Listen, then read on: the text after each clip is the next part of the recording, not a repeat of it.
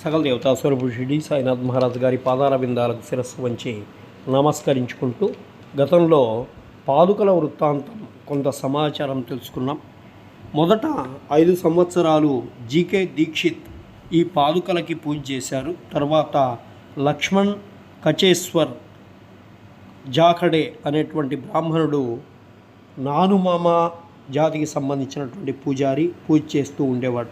మొదటి 5 సంవత్సరాలు నెలకు ₹2 చొప్పున డాక్టర్ కొఠారే దీపపు ఖర్చు నిమిత్తం పంపుతూ ఉండేవాడు. పాదుకల చుట్టూ కంచె కూడా పంపిస్తారు.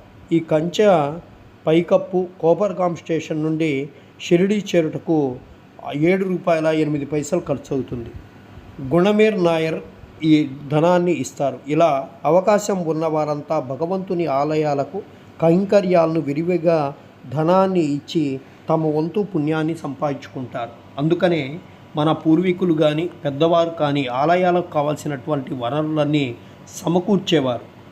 అప్పుడు ఆముదం, ఆలయాలకు దీపారాధనకు ఒత్తులు ఇచ్చేవారు. ఇప్పుడు ఆలయాలకు పసుపు, కుంకుమ, బత్తీలు, కర్పూరం, అక్షతల బియ్యం, అర్చనకు పూలు అవకాశాన్ని బట్టి సమర్పించుకుంటున్నారు కొందరు.